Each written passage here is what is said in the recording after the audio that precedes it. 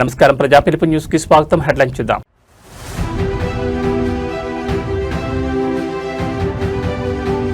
Traffic కష్టాలకు AI check, కృత్రిమ మేధస్సుతో నగరాల స్మార్ట్ మేనేజ్మెంట్, సీఎం ఆదేశం.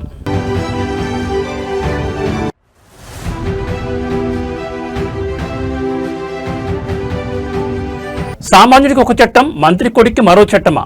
విద్యార్థి సంఘాల నిలదీత.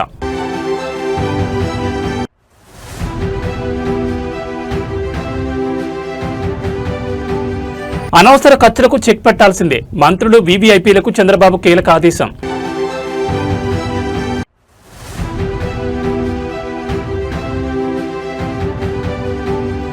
చంద్రబాబుతో పనిచేయడం రాక్షసత్వమే, తండ్రి పనితీరుపై నారా లోకేష్ చమత్కారం.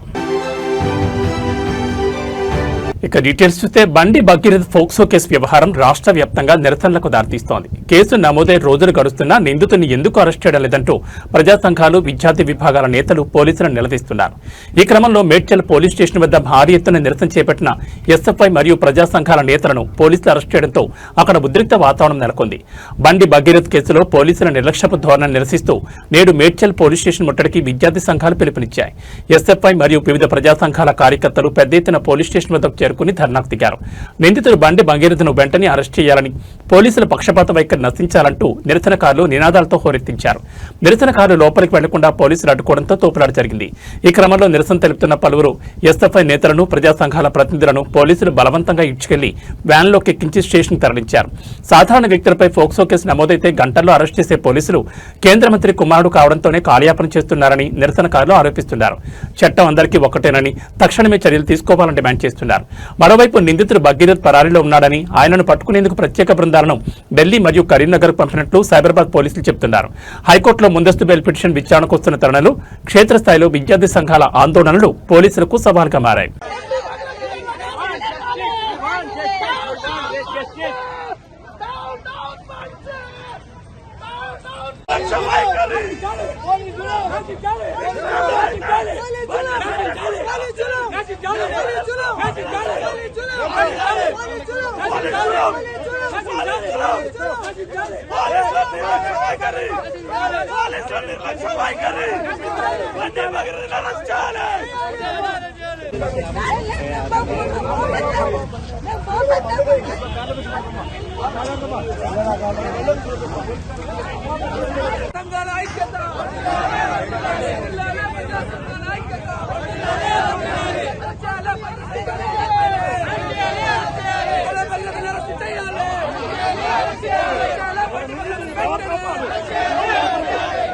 తెలంగాణ భవిష్యత్తును మార్చేలా ముఖ్యమంత్రి రేవంత్ రెడ్డి భారీ ప్రణాళికలు సిద్ధం చేశారు. కేవలం హైదరాబాద్కే పరిమితం కాకుండా రాష్ట్ర వ్యాప్తంగా అభివృద్ధిని విస్తరించేందుకు మెగా గ్రోత్ కారిడార్లకు శ్రీకారం చుట్టారు. వరంగల్, కరీంనగర్, ఖమ్మం వంటి కీలక నగరాలకు ఔటర్ రింగ్ రోడ్ల నిర్మాణంతో పాటు ట్రాఫిక్ నియంత్రణకు ఆర్టిఫిషియల్ ఇంటెలిజెన్స్ సాంకేతికతను వాడాలని కీలక ఆదేశాలు జారీ చేశారు. రాష్ట్ర అభివృద్ధిపై సచివాలయంలో నిర్వహించిన సమీక్ష సమావేశంలో ముఖ్యమంత్రి పలు సంచలన నిర్ణయాలు తీసుకున్నారు. హైదరాబాద్ తరహాలోని రాష్ట్రంలోని ప్రధాన నగరాలైన వరంగల్, కరీంనగర్ మరియు ఖమ్మం నగరాల్లో ఔటర్ రింగ్ రోడ్ల నిర్మాణం చేపట్టాలని అధికారులను ఆదేశించారు. దీనివల్ల ఆయా నగరాల విస్తరణ వేగంగా జరుగుతుందని సీఎం భావిస్తున్నారు. పర్యాటక మరియు ఆధ్యాత్మిక ప్రాంతాలను కలుపుతూ ప్రత్యేక కారిడార్లను రూపకల్పన చేయాలని సూచించారు. క్లస్టర్ల వారీగా పరిశ్రమలు, ఐటీ రంగాన్ని ప్రోత్సహించేలా కొత్త కారిడార్లు రానున్నాయి. పట్టణంలో నానాటికి పెరుగుతున్న ట్రాఫిక్ సమస్యకు పరిష్కారంగా ఏఐ సాంకేతికతను వినియోగించాలని నిర్ణయించారు. సిగ్నలింగ్ వ్యవస్థ నుండి వాహనాల పర్యవేక్షణ వరకు కృత్రిమ మేధస్సును జోడించి స్మార్ట్ సిటీలుగా తీర్చిదిద్దాలని లక్ష్యంగా పెట్టుకున్నారు. ఆర్ఆర్ఆర్ వెంబడి కూడా గ్రోత్ సెంటర్లను ఏర్పాటు చేసి స్థానికులకు ఉపాధి అవకాశాలు పెంచేలా ప్రణాళికలు సిద్ధం చేయాలని అధికారులను కోరారు.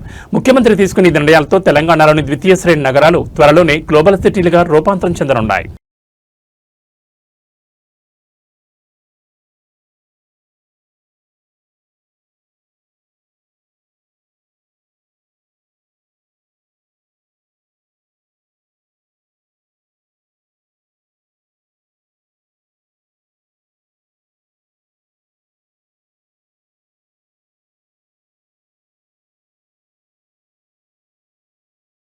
ఆంధ్రప్రదేశ్ ముఖ్యమంత్రి చంద్రబాబు నాయుడు పాలనలో తనదైన ముద్ర వేస్తున్నారు. ప్రభుత్వ ధనం వృధా కాకూడదని, పొదుపు చర్యలు తన నుండే ప్రారంభం కావాలని ఆయన ఒక సంచలన నిర్ణయం తీసుకున్నారు.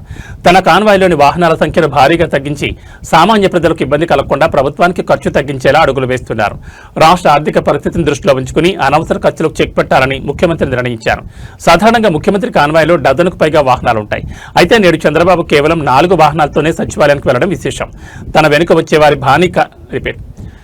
వెనుక వచ్చే భారీ కాన్వాయ్ వల్ల ట్రాఫిక్ సమస్యలు తలెత్తున్నాయని గుర్తించిన ఆయన భద్రతా సిబ్బంది కోసం ప్రత్యేకంగా ఒక ఏసీ బస్సును ఏర్పాటు చేశారు. సిబ్బంది అందరూ ఆ బస్సులోనే ప్రయాణించేలా ఆదేశాలు ఇచ్చారు. వాహనాల సంఖ్య తగ్గడం వల్ల ఇంధన ఖర్చు తగ్గడంతో పాటు భద్రతా నిర్వహణ మరింత సులభతరం కానుంది. వీవీఐపీ మూవ్మెంట్ల సమయంలో గంటల తరబడి ట్రాఫిక్ నిలిచిపోకుండా ఉండేందుకు ఈ నిర్ణయం ఎంతగానో దోహదపడుతుందని విశ్లేషకులు భావిస్తున్నారు. పొదుపు విషయంలో తాను చెప్పడమే కాదు, చేసి చూపిస్తానని చంద్రబాబు నాయుడు మరోసారి నిరూపించారు. ముఖ్యమంత్రి తీసుకుని ఈ నిర్ణయంపై సర్వత్రా ప్రశంసలు వెల్లువెత్తుతున్నాయి. 4 వాహనాలు ఆయన సచివాలయానికి వెళ్తున్నారు. ఇక జిల్లా పర్యటనతో పాటు ఎక్కడికి వెళ్ళినా ఇదే విధంగా ఆయన ప్రయాణించబోతున్నారు. ఎందుకంటే ప్రధాని పిలుపు నేపథ్యంలో వాహన శ్రేణిని తగ్గించుకోవడం, ఇంధన పొదుపులో భాగంగానే ముఖ్యమంత్రి ప్రత్యేక కాన్వాయ్లో 4 వాహనాలతో ఆయన వెళ్తున్నటువంటి దృశ్యాలు మనం చూస్తూ ఉన్నాం. ప్రత్యేకంగా ముఖ్యమంత్రి దగ్గర నుండి మంత్రులు, డిప్యూటీ సీఎం అందరూ కూడా ఈ విధంగా చేయడం ద్వారా ప్రజల్లో ఒక చైతన్యం తీసుకురావడం, ముఖ్యమంత్రి నుండి ఇది ప్రారంభించి కేంద్ర మంత్రి బండి సంజయ్ కుమార్ బండి భగీరథ్ చుట్టుముచ్చు బిగిస్తోంది. ఆయనపై నమోదైన ఫోక్సో కేసులో ముందస్తు బెయిల్ కోరుతూ దాఖలైన పిటిషన్ కాసేపట్లో తెలంగాణ హైకోర్టులో విచారణ రానుంది.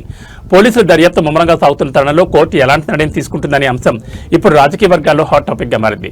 బండి భగీరథ్ పై నమోదైన కేసు వ్యవహారం ఇప్పుడు న్యాయస్థానానికి చేరింది. ఈ పిటిషన్ను జస్టిస్ మాధవి బెంచ్ కాసేపట్లో విచారించనుంది. ఇప్పటికే నిందితుడు పరారీలో ఉన్నట్లు వార్తలు వస్తున్న నేపథ్యంలో ఈ ముందస్తు బెయిల్ పిటిషన్ అత్యంత కీలకంగా మారింది. గతంలో జరిగిన ఒక గొడవకు సంబంధించిన వ్యవహారంలో ఒక మైనర్ పట్ల అనుచితంగా ప్రవర్తించారనే ఆరోపణలతో భగీరథ్ పై ఫోక్సో చట్టం కింద పోలీసులు కేసు నమోదు చేశారు. పోలీసులు తనను అరెస్ట్ చేసే అవకాశం ఉందని, అందుకే ముందస్తు బెయిల్ మంజూరు చేయాలని భగీరథ్ తరపు న్యాయవాదులు కోర్టును కోరుతున్నారు. ఈ కేసును రాజకీయ కోణంలోనే పెట్టారని బండి సంజయ్ వర్గీయులు ఆరోపిస్తుండగా చట్టం తన పని తాను చేసుకుపోతుందని అధికార పార్టీ నేతలు స్పష్టం చేస్తున్నారు. ముందస్తు బెయిల్ మంజూరవుతుందా లేక పిటిషన్ కోర్టు తిరస్కరించిందా అనేది మరికొద్ది సేపట్లో తేలిపోనుంది.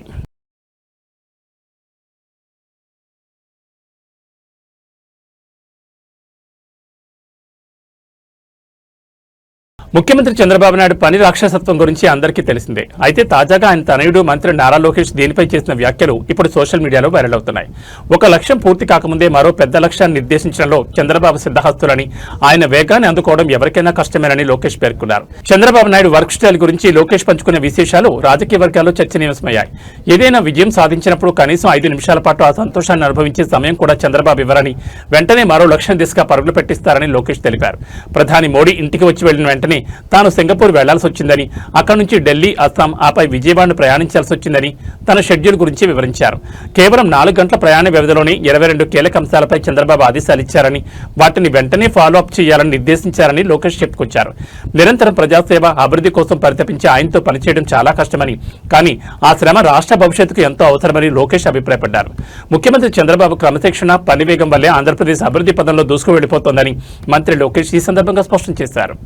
చంద్రబాబు నాయుడు గారు మాకు నేర్పించింది ఒకటే అండి, ఏమైనా సాధిస్తే కనీసం 5 నిమిషాలు ఎంజాయ్ చేసే అవకాశం మాకు ఎవడైనా 5 నిమిషాలు అవకాశం ఇవ్వడు. మీరందరూ చూశారు, గౌరవ ప్రధానమంత్రి గారు ఇంటికి వచ్చారు. దాని తర్వాత ఆయన కలిసిన వెంటనే ఆ రోజు రాత్రే సింగపూర్కి వెళ్ళాం. నేను వెళ్ళా. మాకు వర్కింగ్ గ్రూప్ ఉంది సింగపూర్ మంత్రి గారితో. ఆ మీటింగ్ పెట్టుకున్న తర్వాత తిరిగి ఢిల్లీకి వెళ్ళి గౌరవ ముఖ్యమంత్రి గారితో అస్సాంకి వెళ్ళా. 2 గంటల ఫ్లైట్. అస్సాం నుంచి మళ్ళీ విజయవాడకి వచ్చి 2 గంటల ఫ్లైట్. 4 గంటల్లో నాకు 22 పాయింట్స్ ఇచ్చారు ఫాలోఅప్ చేశాక. నేను అన్నా, సార్ మీతో పని చేస్తాను, చాలా కష్టమైన పని అని చెప్పా. కనీసం ఫ్లైట్ ఉంది, కొంచెం ఎంజాయ్ చేయనండి సార్, కొంచెం ప్రశాంతంగా భోజనం చేయనండి, పిచ్చపార్టీ డిస్కషన్ చేద్దాం. ఇదే నా పిచ్చపార్టీ డిస్కషన్ అని చెప్పాడు ఆయన. సో ఆయన ఏంటంటే, మేము ఎక్కడ రిలాక్స్ అవుతాం, మేము ఎక్కడ 25% ఆఫ్ ఇన్వెస్ట్మెంట్స్ ఆంధ్ర రాష్ట్రానికి వచ్చింది భారతదేశంలో, ఎక్కడ రిలాక్స్ అవుతాం అన్న భయంతో నెక్స్ట్ ఏంటి కంటిన్యూస్గా మమ్మల్ని పుష్ చేస్తున్నాం. రాష్ట్రంలో కాంగ్రెస్ ప్రభుత్వం అధికారంలోకి వచ్చిన తర్వాత పరిస్థితులు దారుణంగా మారాయని విపక్షాలు ధ్వజమెత్తున్నాయి. పాలనలో ప్రభుత్వం పూర్తిగా విఫలమైందని, ముఖ్యంగా రైతాంగం తీవ్ర ఇబ్బందులు ఎదుర్కొంటున్నారని నేతలు విమర్శలు గుప్పిస్తున్నారు. క్షేత్రస్థాయిలో రైతుల పరిస్థితిని చూస్తే తప్ప ముఖ్యమంత్రి రేవంత్ రెడ్డికి వాస్తవాలు అర్థం కావంటూ మండిపడుతున్నారు. తెలంగాణలో అధికార మార్పిడి తర్వాత హామీల అమలు మరియు పాలనా తీరుపై రాజకీయ దుమారం రేగుతోంది. కాంగ్రెస్ ప్రభుత్వం వచ్చిన ఈ కొద్ది కాలంలోనే అన్ని వర్గాల ప్రజలు అసంతృప్తితో ఉన్నారని, ప్రభుత్వ యంత్రాంగంపై పట్టు కోల్పోయిందని విపక్ష నేతలు ఆరోపిస్తున్నారు. ధాన్యం కొనుగోళ్లలో జాప్యం, గండి సంచలనం గిట్టుబాటు కొరత మరియు మద్దతు ధర అందకపోవడం వంటి అంశాలపై రైతులు ఆందోళన చెందుతున్నారు. క్షేత్రస్థాయిలో పర్యటిస్తేనే అన్నదాతల కష్టాలు తెలుస్తాయని ముఖ్యమంత్రికి హితవు పలుకుతున్నారు.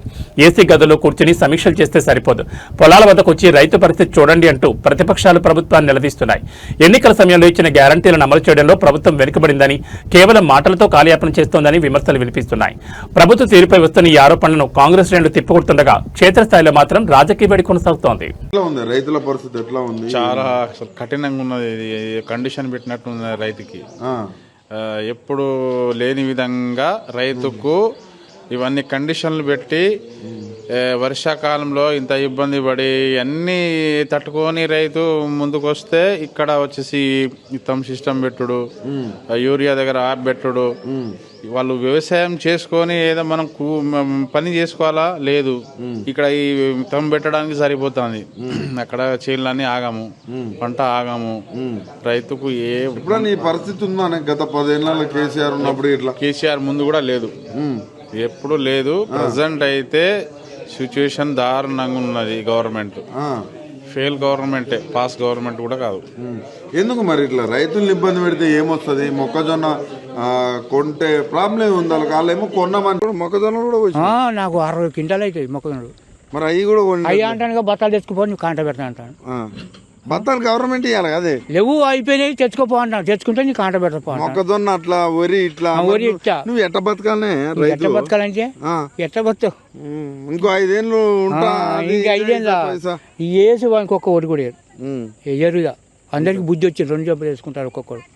వేయరుగా అంతే. వేయరు. వడ్లన్న అమ్ముడు పోవాలి.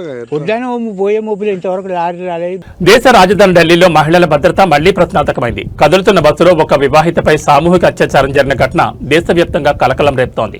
విధి నిర్వహణ ముగించుకుని ఇంటికి వెళ్తున్న మహిళను బస్సులోకి లాగి కిరాతకులు ఈ అఘాయిత్యానికి ఒడిగట్టారు. ఢిల్లీలోని రాణిబాగ్ ప్రాంతంలో సోమవారం రాత్రి ఈ దారుణం చోటు చేసుకుంది. సుమారు 30 ఏళ్ల వివాహిత తన విధులు ముగించుకుని రాత్రి 11 గంటల సమయంలో ఇంటికి వెళ్తుండగా ఒక ప్రైవేట్ స్లీపర్ బస్సులో ఉన్న దుండగులు ఆమెను బలవంతంగా లోపలికి లాగారు. కదులుతున్న బస్సులోనే ఆమెపై సామూహిక అత్యాచారానికి పాల్పడ్డారు. బాధితురాలు ఫిర్యాదు చేసిన వెంటనే రంగంలోకి దిగిన ఢిల్లీ పోలీసులు నిందితులను గుర్తించి గాలింపు చేపట్టారు. ఈ ఘాతకానికి పాల్పడిన బస్సు డ్రైవర్ మరియు కండక్టర్ను పోలీసులు అరెస్ట్ చేశారు. అత్యాచారానికి ఉపయోగించిన ప్రైవేట్ స్లీపర్ బస్సును అధికారులు స్వాధీనం చేసుకున్నారు. బాధితురాలను చికిత్స నిమిత్తం ఆసుపత్రికి తరలించి వైద్య పరీక్షలు నిర్వహించారు. రాత్రి వేళల్లో మహిళల భద్రత కోసం ఎన్ని కఠిన చట్టాలు తెచ్చినా ఇలాంటి ఘటనలు పునరావృతం కావడంపై సర్వత్రా నిరసనలు వ్యక్తమవుతున్నాయి. నిందితులకు కఠిన శిక్ష పడేలా చూస్తామని పోలీసులు స్పష్టం చేశారు. ఈ ఘటన ఢిల్లీలో మరోసారి భద్రతా లోపాలను ఎత్తి చూపుతోంది.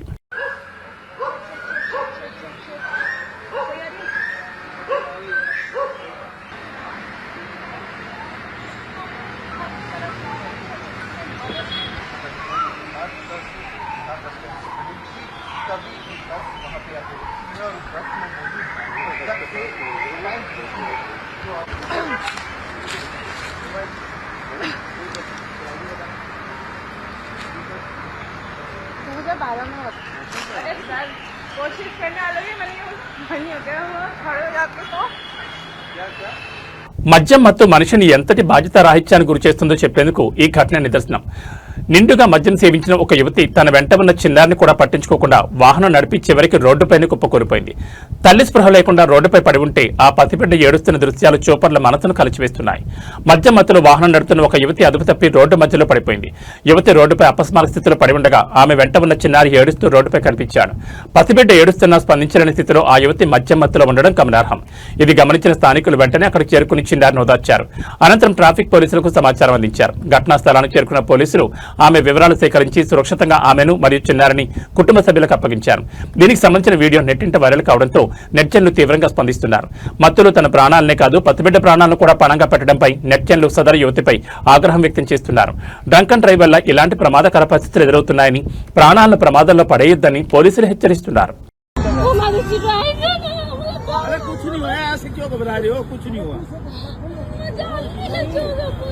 ऐसे कैसे मारे? नहीं मारी है, बिल्कुल नहीं लगी है।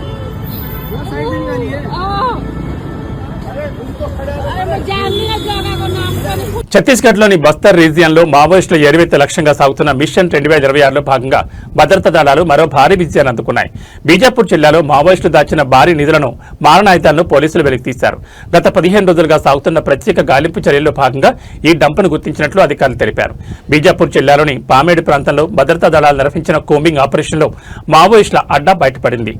3 వేర్వేరు ప్రాంతాల్లో మావోయిస్టులు భూమిలో పాతిపెట్టిన సుమారు 65.52 లక్షల నగదును పోలీసులు స్వాధీనం చేసుకున్నారు.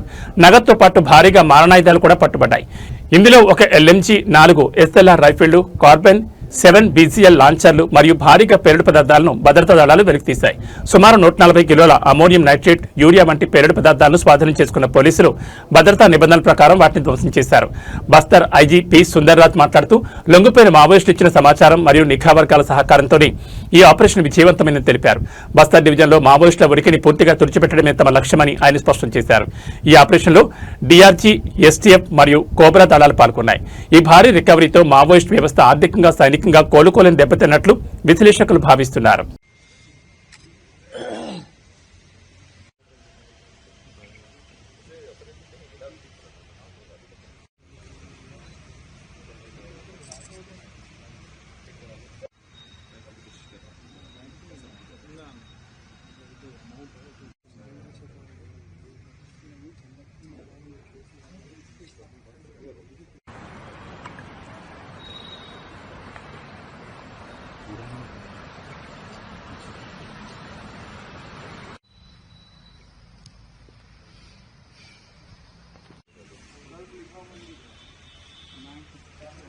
मत गायब करना है देख लीजिए।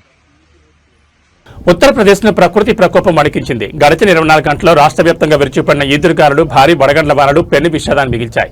పిడుగుపాట్లు, చెట్లు విరిగిపడడం మరియు ఇళ్లు కూలిన ఘటనలో మృతుల సంఖ్య ఏకంగా 90కి చేరినట్టు తెలుస్తోంది. ముఖ్యమంత్రి యోగి ఆదిత్యనాథ్ దీనిపై తీవ్ర దిగ్భ్రాంతిని వ్యక్తం చేస్తూ బాధితులకు తక్షణ సహాయం అందించాలని ఆదేశించారు. బుధవారం రాత్రి నుంచి ఉత్తరప్రదేశ్లోని పలు జిల్లాల్లో వాతావరణం ఒక్కసారిగా మారిపోయింది. తాజా నివేదికల ప్రకారం ప్రయాగరాజ్, భదోహి, మీర్జాపూర్ మరియు ఫతేపూర్ జిల్లాలో అత్యధికంగా ప్రాణ నష్టం సంభవించింది. భదోహిలో 18 మంది, ప్రయాగరాజ్లో 17 మంది, మీర్జాపూర్లో 15 మంది మరణించినట్లు సమాచారం. గంటకు 50 నుంచి 60 కిలోమీటర్ల వేగంతో వీచిన గాలులకు వందలాది చెట్లు, విద్యుత్ స్తంభాలు నేలమట్టమయ్యాయి. పలు చోట్ల ప్రయాణిస్తున్న వాహనాలపై చెట్లు పడి ప్రాణ నష్టం జరిగింది. మృతుల కుటుంబాలకు 4 లక్షలు చొప్పున పరిహారం ప్రకటించిన ప్రభుత్వం 24 గంటల్లోగా సహాయం అందేలా చూడాలని జిల్లా కలెక్టర్లను ఆదేశించింది. ఈ అకాల వర్షం వల్ల రాష్ట్రంలో పంటలకు భారీ నష్టం వాటిల్లింది. ముఖ్యంగా వేసవి పంటలు దెబ్బతినడంతో రైతులు ఆవేదన వ్యక్తం చేస్తున్నారు. సహాయక చర్యలు ముమ్మరంగా సాగుతున్నాయని, బాధితులందరినీ ఆదుకుంటామని యూపీ రిలీఫ్ కమిషనర్ కార్యాలయం వెల్లడించింది.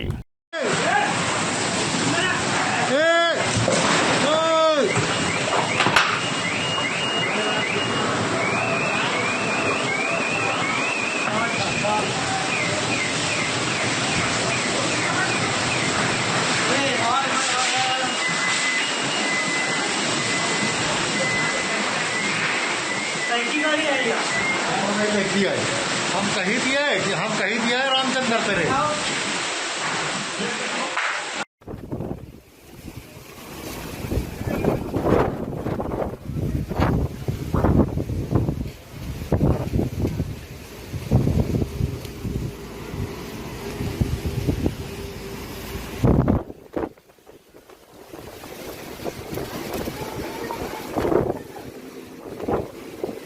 దేశవ్యాప్తంగా కోట్లాది మంది విద్యార్థుల భవిష్యత్తుతో ముడిపడి ఉన్న నీట్ పేపర్ లీక్ కేసులో సీబీఐ దర్యాప్తు కీలక మలుపు తిరిగింది. రాజస్థాన్ స్పెషల్ ఆపరేషన్స్ గ్రూప్ నుంచి కేసును స్వీకరించిన 24 గంటల్లోనే సీబీఐ అధికారులు దూకుడు పెంచారు. జైపూర్కు చెందిన ఒకే కుటుంబానికి చెందిన 3 నిందితులను అరెస్ట్ చేసి వారిని న్యాయమూర్తి ఎదుట హాజరుపరిచారు. నీట్ పరీక్షా పత్రాల లీకేజీలో ప్రమేయం ఉన్నట్లు ఆరోపణలు ఎదుర్కొన్న నిందితులను సీబీఐ అధికారులు బుధవారం జైపూర్లోని న్యాయమూర్తి ధర్మేంద్ర కుమార్ శర్మ నివాసం వద్ద హాజరుపరిచారు. అరెస్ట్ అయిన వారిలో జైపూర్కు చెందిన దినేష్ బివాల్, ఆయన సోదరుడు మంగీలాల్ బివాల్ మరియు మంగీలాల్ కుమారుడు వికాస్ బివాల్ ఉన్నారు. వీరితో పాటు గురుగ్రామ్ చెందిన యష్ యాదవ్, నాసిక్ చెందిన శుభం ఖైర్నార్లను కూడా సీబీఐ అదుపులోకి తీసుకుంది. నిందితులు సుమారు 30 లక్షలకు ప్రశ్నాపత్రాన్ని కొనుగోలు చేసి రాజస్థాన్లోని సీకర్ కేంద్రంగా ఉన్న కోచింగ్ విద్యార్థులకు భారీ తరగతి విక్రయించినట్లు సీబీఐ అనుమానిస్తోంది. జైపూర్లో హాజరుపరిచిన అనంతరం తదుపరి విచారణ నిమిత్తం నిందితులను ఢిల్లీకి తరలించేందుకు సీబీఐ ట్రాన్సిట్ రిమాండ్ కోరింది. అరెస్ట్ అయిన వారిలో దినేష్ బివాల్కు రాజకీయ సంబంధాలున్నాయన్న ఆరోపణలు ఇప్పుడు రాజస్థాన్ రాజకీయాలు కాకరేపుతున్నాయి. దీనిపై అధికార ప్రతిపక్షాల మధ్య మాటల యుద్ధం నడుస్తోంది. పేపర్ లీక్ మూలాలు ఎక్కడున్నాయి, ఈ వెనుక ఇంకా పెద్ద తలకాయలు ఎవరైనా ఉన్నారా అనే కోణంలో సీబీఐ అధికారులు లోతైన దర్యాప్తు చేస్తున్నారు. ये नीट के वही आरोपी हैं जी ने पर्चे लिख के मामले में सीबीआई ने गिरफ्तार किया। पहले एसओजी की कस्टडी में थे और अब इन्हें वहाँ पर CBI ये देखिए, ये 3 और ये 4, ये 4 लोग हैं। इन चारों को यहाँ पर सीबीआई के स्पेशल जज के घर में पेश किया जा रहा है। सीबीआई के तमाम और एसओजी की इनसे लगातार जब इन पर पता लग गया कि ये जिस तरह से न्यूज पेपर लीक मामले को लेकर कार्रवाई की गई, उसके बाद तमाम आरोपियों को सीबीआई जो है मजिस्ट्रेट के दर पर लेकर आई है। आप तस्वीरों में देख सकते हैं तमाम लोगों को मजिस्ट्रेट के सामने पेश किया जा रहा है। పేదరికం పసిబిడ్డను పరాయి పాలు చేస్తుంది. కడుపున పుట్టిన బిడ్డను కంటికి రెప్పలా కాపాడుకోవాల్సిన తల్లిదండ్రులే ఆర్థిక ఇబ్బందుల నెపంతో ఆ చిన్నారిని 3 లక్షల రూపాయలకు విక్రయించారు. మెదక్ జిల్లా కొల్చారం మండలంలో వెలుగు చూసిన ఈ శిశు విక్రయ ఘటన కలకలం రేపుతోంది. అంగన్వాడీ సిబ్బంది అప్రమత్తతో ఈ దారుణం వెలుగులోకి వచ్చింది. కొల్చారం మండలం పోతిరెడ్డిపల్లి తాండాకు చెందిన దేవీసింగ్ శిరీష దంపతులకు ఇప్పటికే 3 ఆడపిల్లలున్నారు. ఈ ఏడాది మార్చి నెలలో శిరీష మెదక్ మాతా శిశు కేంద్రంలో 4వ ఆడబిడ్డకు జన్మనిచ్చింది. అయితే అప్పటికే ఉన్న 3 ఆడపిల్లలను పోషించడమే భారంగా మారడంతో 4వ సంతానాన్ని విక్రయించాలని ఆ దంపతులు నిర్ణయించుకున్నారు. మధ్యవర్తుల సహాయంతో సిద్దిపేట జిల్లా అల్లీనగర్ ప్రాంతానికి చెందిన సంతానం లేని కమలమ్మ లెంగయ్య దంపతులకు 3 లక్షలకు ఆ పసిబిడ్డను విక్రయించారు. ప్రసవం తర్వాత తల్లి వద్ద బిడ్డ లేకపోవడాన్ని గమనించిన అంగన్వాడీ సిబ్బందికి అనుమానం వచ్చి ఐసీడీఎస్ అధికారులకు సమాచారం అందించారు. అధికారులు తాండాలో విచారణ చేపట్టగా శిశు విక్రయం జరిగినట్లు నిర్ధారణ అయింది. ఐసీడీఎస్ అధికారుల ఫిర్యాదుతో రంగంలో దిగిన పోలీసులు శిశువు తల్లి, కొనుగోలు చేసిన దంపతులు మరియు ఈ వ్యవహారంలో కీలక పాత్ర పోషించిన మధ్యవర్తులతో సహా మొత్తం 9 మందిని అరెస్ట్ చేశారు. ప్రస్తుతం ఆ శిశువును అధికారులు రక్షించి శిశు గృహానికి తరలించారు. పేదరికం సాగుతో విక్రయాలు జరిగితే చట్టపరమైన చర్యలు తప్పవని పోలీసులు హెచ్చరిస్తున్నారు.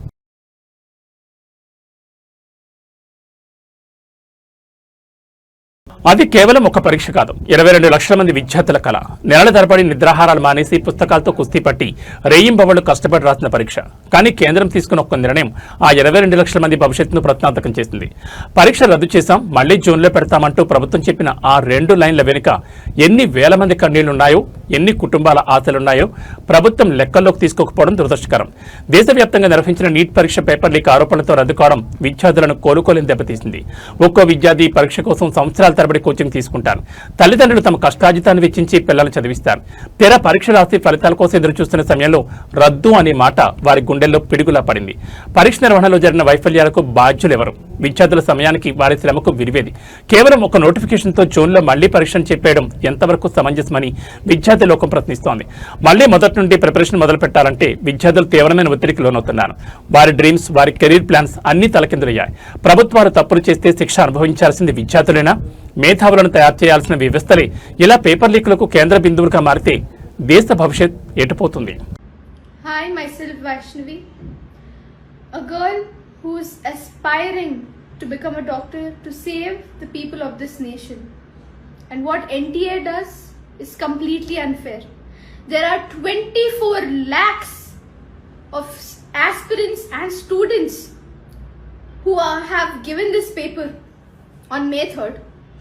And now you announce that you want to cancel it off and give a re-NEET again. See, NTA, it doesn't make sense if you can't secure a piece of paper where there are soldiers guarding the borders to save our nation. We aspirants want to save the people of our nation, the patients who come.